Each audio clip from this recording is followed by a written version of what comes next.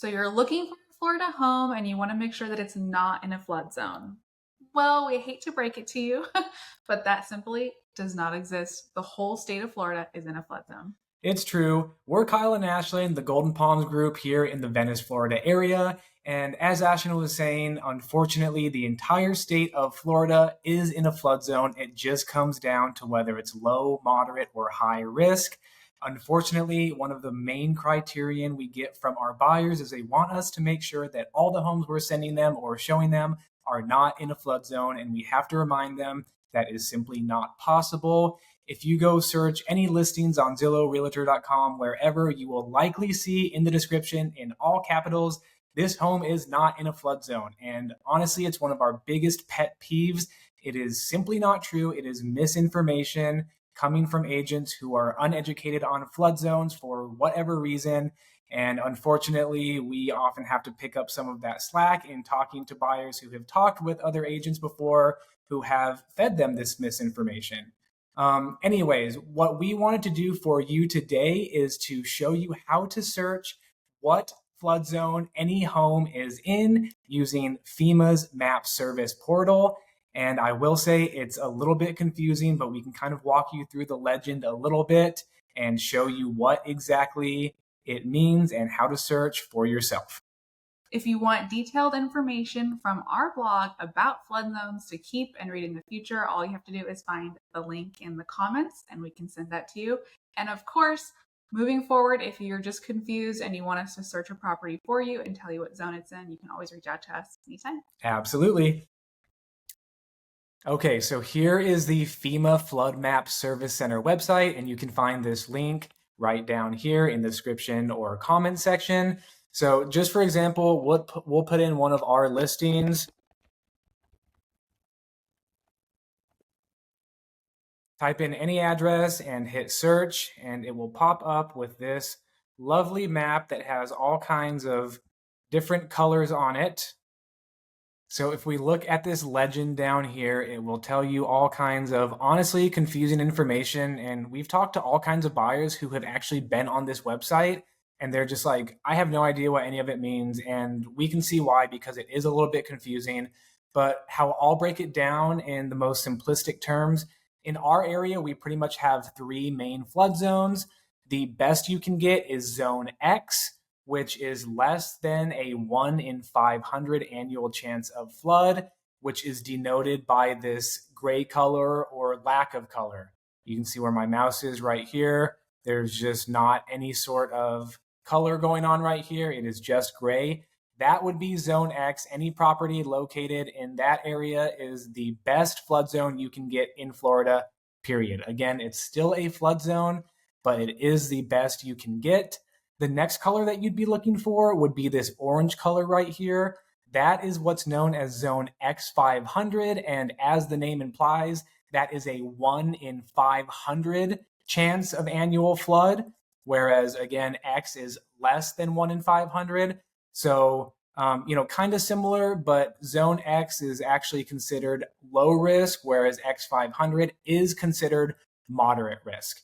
And the third most common one, which is considered high risk, would be this turquoise blue color.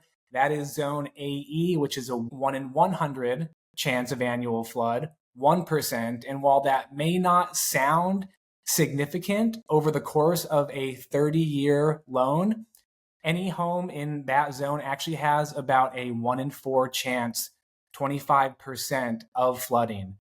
And the last thing I'll say, even though zone X and zone X500 are technically the two best flood zones you can get in Florida, somewhere around 40% of all flood claims filed through the National Flood Insurance Program actually come from these zones. So you can see why we get really frustrated when other agents tell people that this home is not in a flood zone, when really almost half of flood claims still come from these zones. Okay. Anyways, if you are having trouble with this website or you're just confused with the legend, feel free to reach out to either one of us and we can just tell you, hey, this house is in whatever zone. It's the best, it's the second best, it's the third best, whatever. We're always happy to do that for you. It's also really important to know that your flood zone can actually change. So say you purchase in zone X and they redo the maps and now you become AE, that can happen. So just again, being educated and knowing how it works in Florida. There's also times where you look up a home and you're actually in more than one zone. So maybe you should tell them what happens in that case. Yeah, I'm glad you brought that up because, in fact, this particular listing that we have actually did get rezoned. And before I get too far, if you are financing a home in the state of Florida, if you are in zone X or X500, your lender will not require flood insurance. We always still recommend you get flood insurance. It's around right now $1,000 plus or minus a year, depending on the home. But if you didn't want to get it for whatever reason, you wouldn't be required to. If you're in zone AE, your lender absolutely will require flood insurance. So we'll show you this example. If we zoom in here to this listing, you can see that there's two different colors going on right here. So this orange is X500.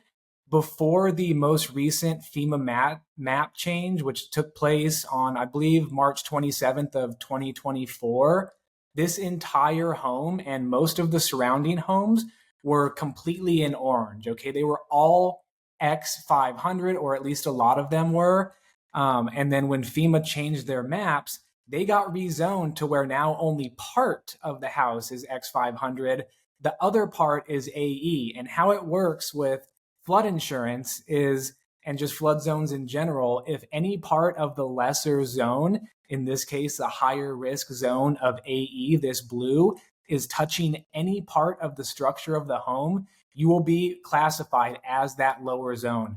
Even if you have a pool, for example, that goes out way over here and just the tiniest little sliver of that lesser zone barely touches the very corner of your pool, boom, you are in that lesser zone and they do not play around with that. So anyways, just something to look at. And yeah, with this listing, like we say, it's just a good example to show.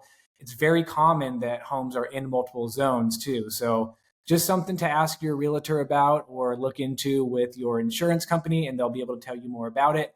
Anyways, we're always happy to help wherever we can. See ya on the next video.